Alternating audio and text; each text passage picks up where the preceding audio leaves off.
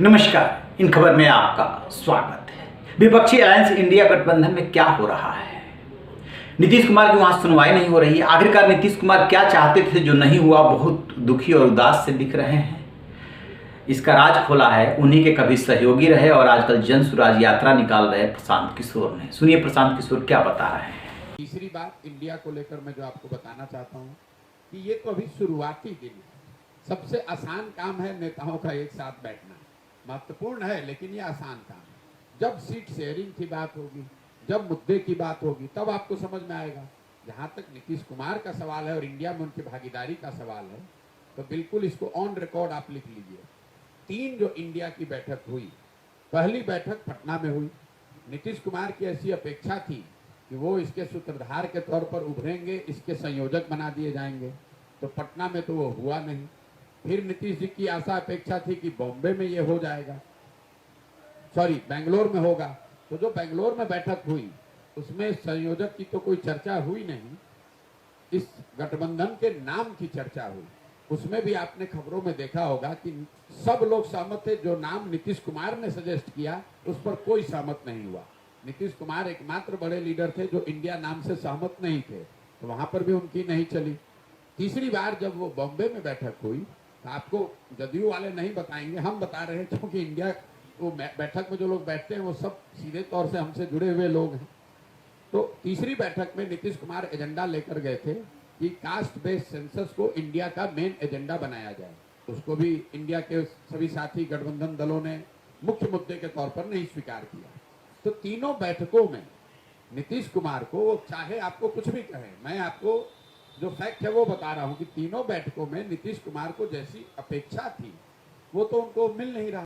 सुना आपने, पीके रणनीतिकार हैं, लिहाजा जितने भी मुख्यमंत्री वगैरह उसमें बैठ रहे हैं, कई लोगों से उनकी अच्छी ट्विनिंग है और बातचीत भी होती रहती है। तो कह रहे हैं कि हमारी बातचीत हुई है, हमें पता है कि नीतीश कुमार मुंबई की बैठक में क्या चाह रहे थे। वो चाह रहे थे जातीय जनगणना को मुख्य एजेंडा बनाया जाए, लेकिन और दलों ने इसे नकार दिया। बेंगलुरु की जो बैठक हुई थी उसमें नीतीश ऐसे नेता थे जो INDIA नाम से सहमत नहीं थे, लेकिन इनको किसी ने भाव नहीं दिया। और जब पटना की बैठक हुई थी, 23 जून को पटना वाली पहली बैठक हुई थी, तब इन्हें ऐसा लगा जैसे वो पूरे विपक्ष को एक कर रहे हैं, लिहाजा इनको संयोजक बना दिया जाएगा। काफ़ी तब जोश में दिखाई दिए थे। और उसके बाद जो है 18 जुलाई को बैठक हुई बेंगलुरु में, वहाँ पे नामकरण हुआ था, वहाँ इनकी पूछ नहीं हुई, जल्दी जल्दी वहाँ से चले आए थे। और मुंबई बैठक में रही सही कसर जो है पूरी हो जाती है, कोई सुनवाई ही नहीं होती है।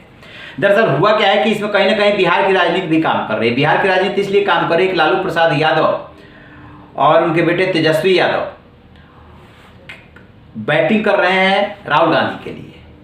और नीतीश चाहते थे कि यदि आपको अपने बेटे को यहाँ की कमान देनी है, CM बनाना है, तो आप हमारे लिए बैटिंग कीजिए, लेकिन वो ऐसा हो न सका। वो सोनिया गांधी से उनके अच्छे रिलेशन है, लिहाजा वो सोनिया गांधी और उनमें बातचीत होती रहती है। नीतीश को वहीं से किनारे लगा दिया गया।